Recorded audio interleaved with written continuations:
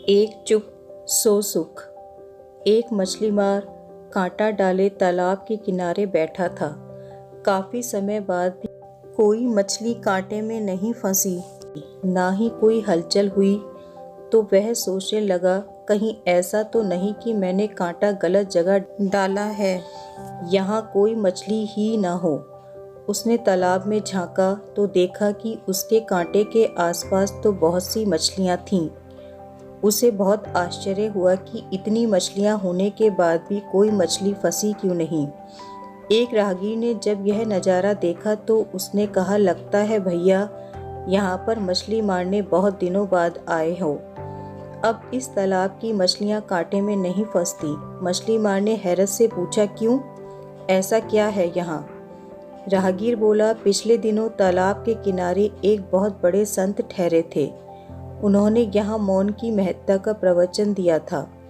उनकी वाणी में इतना तेज था कि जब वे प्रवचन देते तो सारी मछलियाँ भी बड़े ध्यान से सुनती।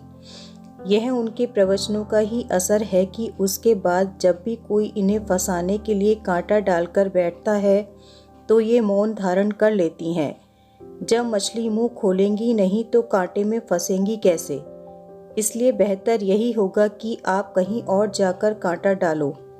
परमात्मा ने हर इंसान को 2 आँख, 2 कान, 2 नासिका, हर इंद्रियां दो दो प्रदान की हैं, पर जिहा एक ही है। क्या कारण रहा होगा? क्योंकि यह एक ही अनेकों भयंकर परिस्थितियां पैदा करने के लिए पर्याप्त है। संत ने कितनी सही बात कही कि जब मुंह खोलोगे ही नहीं तो फंसोगे कैसे। अगर इंद्रियों पर संयम करना चाहते हैं तो इस जिह्वा पर नियंत्रण कर लें, बाकी सब इंद्रियां स्वयं नियंत्रित रहेंगी। यह बात हमें भी अपने जीवन में उतार लेनी चाहिए। कई बार व्यक्ति के अनुचित या व्यर्थ बोल से बनते काम भी बिगड़ जाते हैं। जीवन भर के लिए रिश्तों में कड़वाहट पैदा हो जाती है, उसका समाज में यश गिर जाता है।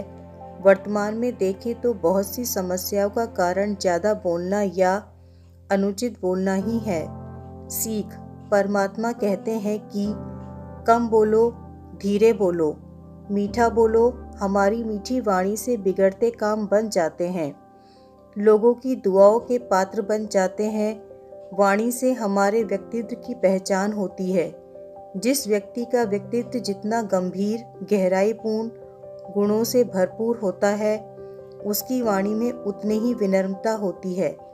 विनम्रता पूर्वक व्यवहार हमारे चरित्र को ऊंचा बनाता है, समाज में सम्मान दिलाता है। कई बार ना बोलना भी उचित रहता है।